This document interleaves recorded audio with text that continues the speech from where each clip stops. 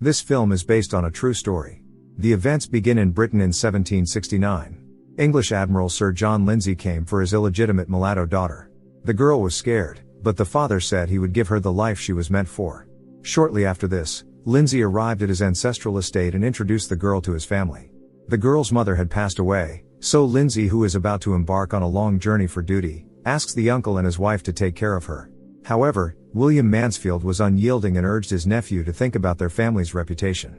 When Lady Mansfield asked the girl's name, the nephew replied that Dido Elizabeth Belle Lindsay. William was surprised that his nephew had given the mulatto daughter his name. Lindsay said that he was not ashamed of it, because Belle is his child. Lady Mansfield nevertheless relented and asked the governess Lady Mary to feed the girl. From now on, she will be called Dido. Lindsay said goodbye to his daughter and left, leaving her in the care of the family. Lady Mary took Dido to the chambers and introduced her Elizabeth Murray, her cousin. Elizabeth turned out to be very brave and was not afraid to be sarcastic toward Lady Mary. While Elizabeth was running away from her, Lord Mansfield showed Dido portraits of the ancestors of their noble family. William immediately realized that the girl was very clever. From now on, Lord Mansfield and his wife have 2 nieces in their care. Lady Mansfield is worried about the future of the mulatto girl. High society will never accept such as her, no nobleman will take her as a wife. Dido and Elizabeth became friends immediately, and after 14 years their friendship has only strengthened. Lady Mary has always scolded the girls for their foolishness. Today Lord Mansfield, whom Dido calls father, gave her a letter with sad news. Her own father has perished. Of course Dido is very saddened because she dreamed of getting to know him better. Dido became the heir to a vast fortune. Elizabeth's situation is much more complicated. Her father's new wife wants him to leave his daughter with nothing. Like Dido, Elizabeth lost her mother. During the day, the girls were taught needlework, as befits ladies. Mary announced that they would have guests today, but Dido does not have the right to join the dinner because of her skin color. Dido is very upset and told the father about her feelings. He in turn said that society lives by certain rules that must be adhered to. Mary and Lady Mansfield mentor Elizabeth before the upcoming dinner. Elizabeth will have the opportunity to finally find herself a worthy suitor. In the evening, as agreed, the estate was visited by the rich and influential Ashford family. The guests and the homeowners made small talk, while Dido walked alone outside. Elizabeth flirts with James Ashford. Meanwhile, hearing footsteps, Dido got scared and ran away. She thought they were poachers, but it turned out to be a young gentleman, the son of a priest, who brought a letter to Lord Mansfield from Reverend Davinier. After dinner, Dido was allowed to join the guests. Lady Ashford made no effort to hide her contempt for the mulatto, however her younger son Oliver seemed intrigued. Elizabeth whispered to Dido that James was the heir to all the Ashfords' estate. Meanwhile, James and his brother were gossiping about Dido. To them, she was like an exotic creature. Elizabeth entertained the guests with her singing. All evening Oliver was smiling at Dido, which displeased his mother. She told the son that she would not tolerate a mulatto in her house. However, for Oliver, the color of skin didn't matter. What mattered to him was that Dido was very wealthy and titled. When Elizabeth finished her singing, Oliver asked Dido to sing something as well. Dido was very embarrassed, but to refuse would be an insult to the guests. Lady Ashford immediately realized that Dido was very well educated. After dinner, William told his wife that Dido didn't have to get married as she was wealthy, unlike Elizabeth who would have to take care of her future. Dido was excited that she was going to be painted in the portrait alongside Elizabeth, as a full member of the family. When she came to her uncle, she saw again John Davinier, the priest's son. Dido stayed under the pretext of taking some books. In reality, she was curious to eavesdrop on the conversation between her father and the guest.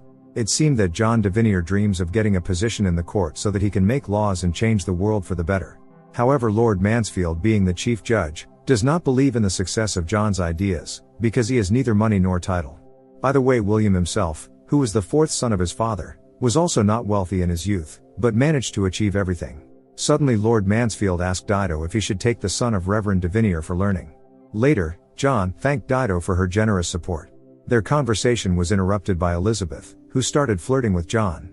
She is only interested in marriage. Dido, on the contrary, was intelligent and educated. John told her about the case currently being considered in court. It was about a ship that upon arrival at its destination had lost a large part of its slaves. It was the ship's crew who had done it, acting on the captain's orders to get insurance money for the lost goods. What Dido heard was a huge shock for her. Going to the chambers, she could not hold back her tears. Soon John Davinier and Lord Mansfield went for a horse ride, discussing affairs. Mansfield supports John's idea that black people should get their freedom, even if it threatens the country's economy. The women meanwhile were walking in the garden and making idle talk. Dido was a little upset upon learning that John was engaged. The artist was painting Dido and Elizabeth in the family portrait. When the girls visited the church, they couldn't take their eyes off John Davinier. Elizabeth never missed an opportunity to flirt with him. However, John was much more interested in her cousin. Dido was determined to find out the details of what really happened on that ship. John told her that the ship's crew had disposed of the spoiled goods for the insurance money. Dido felt unwell upon hearing this, and John took her by the hand. Upon learning that John had told Dido the truth, Lord Mansfield was outraged. He wants to protect Dido from the harsh reality and orders the priest's son to leave their home.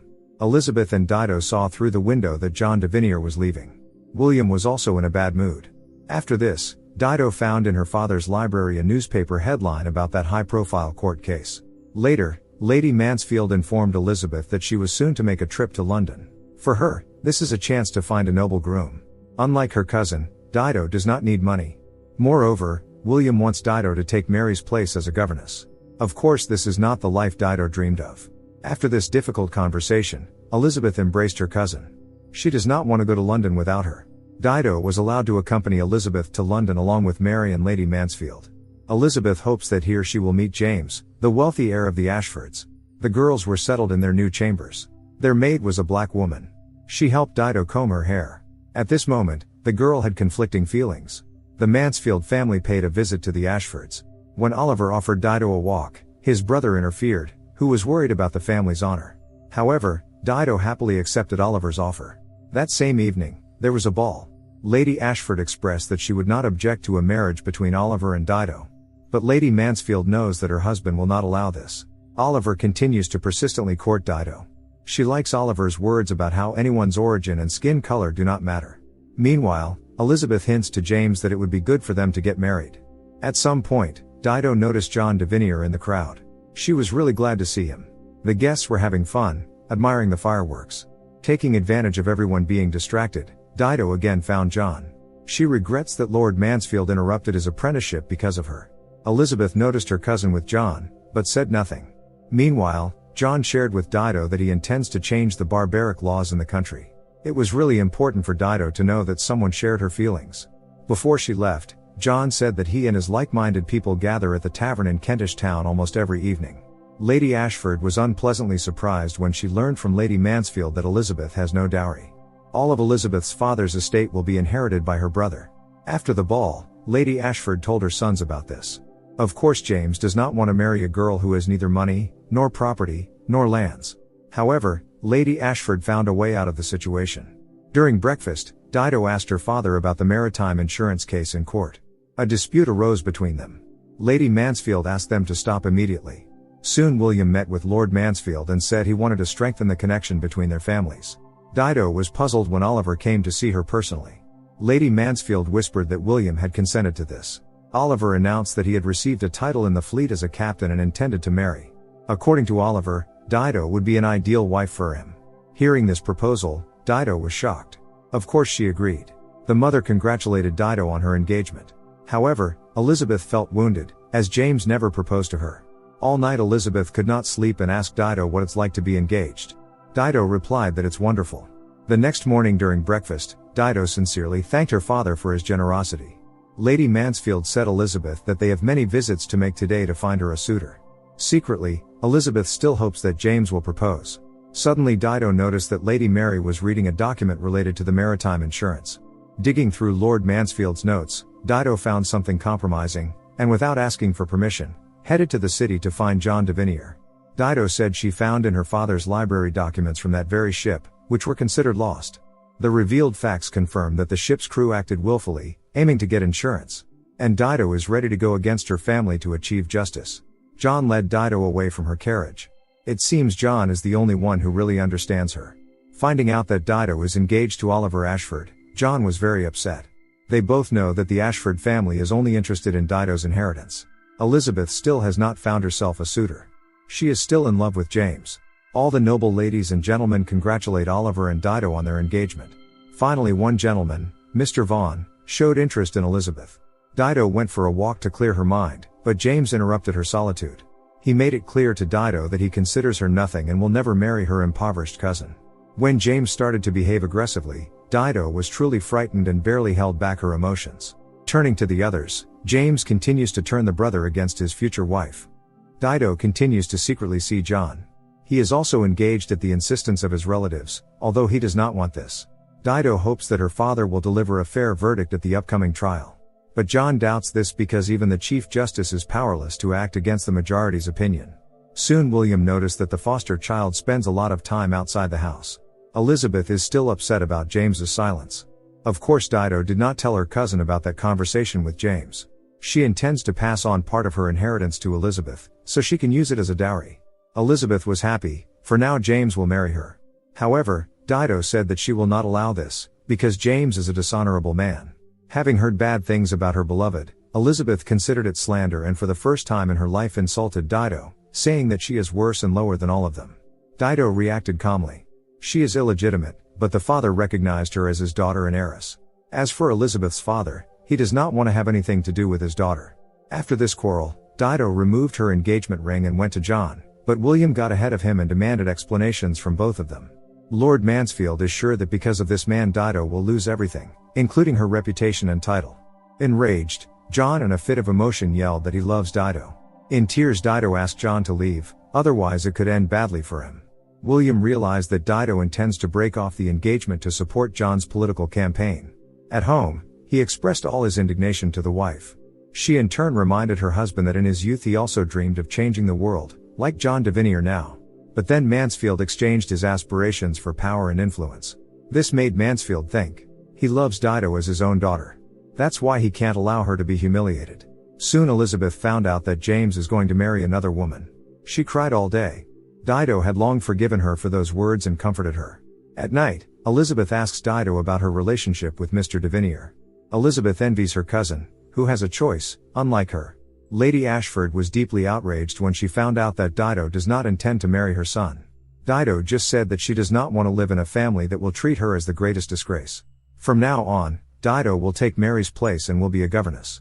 Seeing herself in the family portrait, she felt proud, just like Lord Mansfield. He is only concerned about one thing, what Dido really wants. Dido wants is to live in a world where there is no place for injustice and oppression.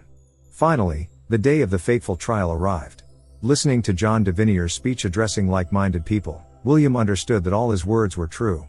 After the preliminary hearing, he asked the young man why this is so important to him. John in turn confessed that he had seen his notes. Now everything depends on Mansfield. If the trial ends in favor of the scoundrels, everything John and Dido believe in will be destroyed. Another hearing took place. Meanwhile, Mr. Vaughan visited the Mansfield family. He took a liking to Elizabeth. When everyone went for a walk, Dido ran away to personally attend the trial. Lord Mansfield eventually disclosed those very documents and ruled that the owners of the ship transporting slaves acted illegally and will receive no insurance payments. John could not believe that this happened, neither could Dido, who could not hold back her tears. Justice triumphed. After the trial, Dido immediately found John and hugged him. William saw this. John personally told the Lord that he admired his courage. Lord Mansfield in turn was ready to consent to the marriage of Dido and John. From now on, John will be his apprentice and will have a position in court. Next, a voiceover tells us about the real heroes of this story. Dido and John got married and had 2 sons. Elizabeth also found her happiness. This trial became the starting point for changing the legislation in the country. Don't forget to subscribe to our channel not to miss more exciting new products. Also, the authors will be pleased if you leave your opinion in the comments.